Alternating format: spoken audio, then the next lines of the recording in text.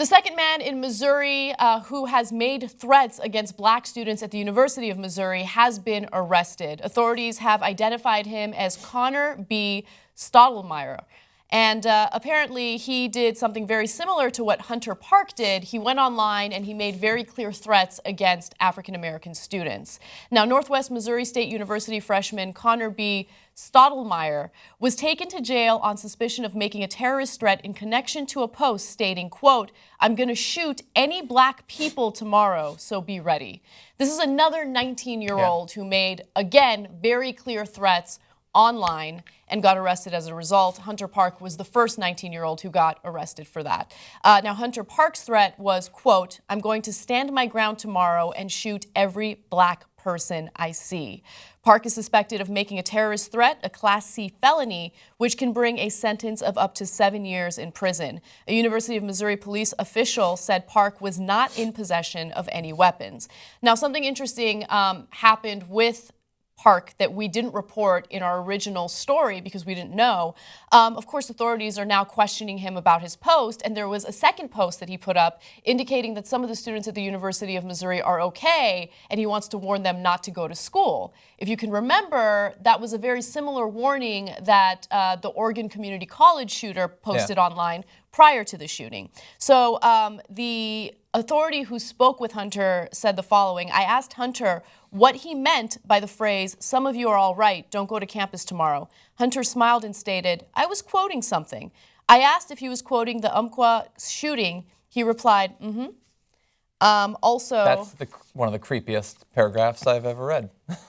It's scary stuff. And a lot of you might be looking at this and saying, oh, they're empty threats. But when you consider the number of mass shootings that happen in the United States and the number of school shootings that have happened this year alone, you have to proceed with caution. It's just the common sense thing to do. The authority also continued to say, I asked why he had quoted the phrase. Hunter replied, I don't know, I just deep interest.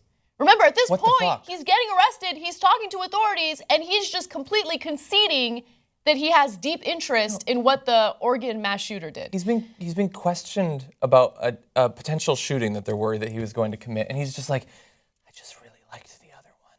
Like, this isn't a fucking movie.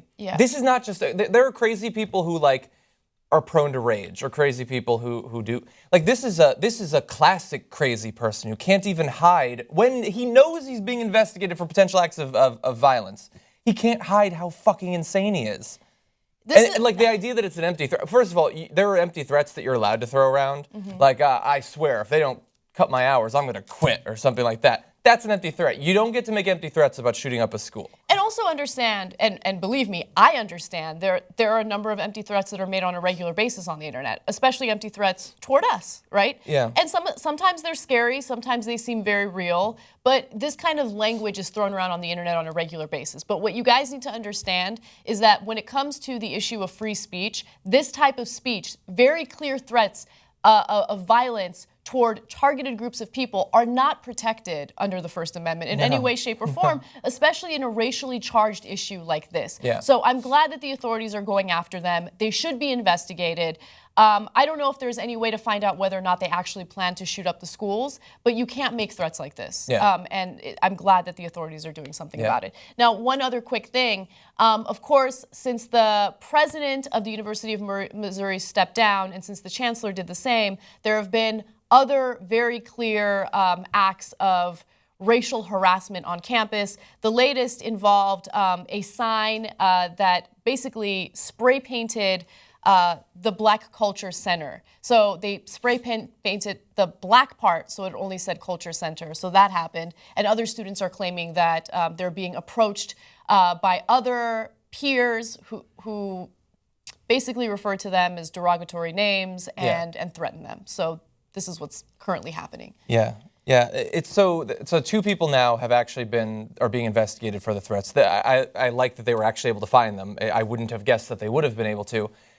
It's a very particular kind of, like if somebody in the heat of the moment, like somebody does something to them, they pull out a gun. You sort of get that we're animals, basically. We can do stuff like that, or like people go crazy and say the entire world is turned against me, so they lash out with violence. But for a 19-year, and I'm not justifying either of those things, but we can sort of try to wrap our minds around it.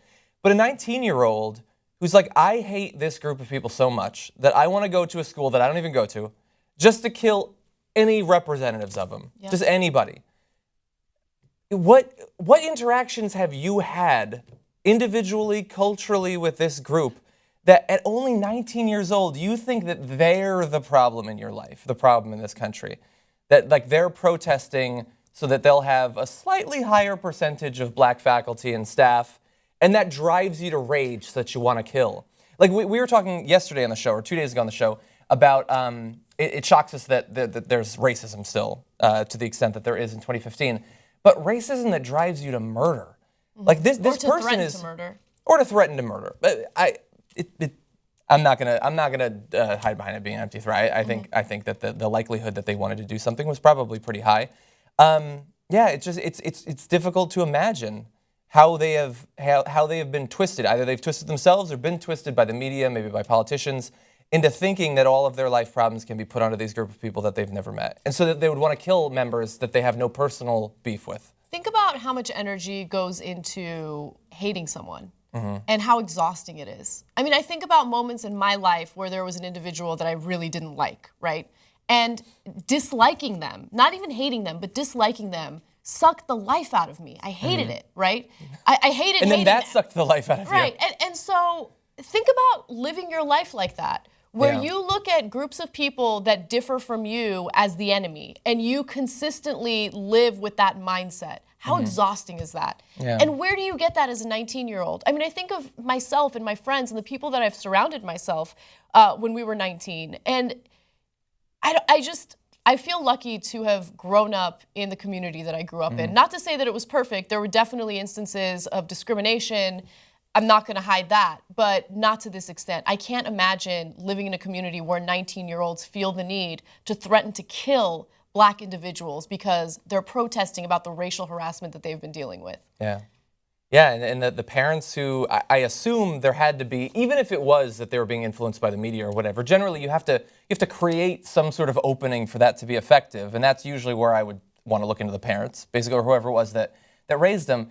And like, they think that they're doing like a favor, like they're opening their kids' eyes to the reality of the racial distribution of power in this country, but like either the person gets caught wanting to shoot up the place, or this individual goes and shoots up the place, or they're just a sad, sorry person who goes online and make threats about them. Like, what do you think you have done for that kid? Yeah. I don't know.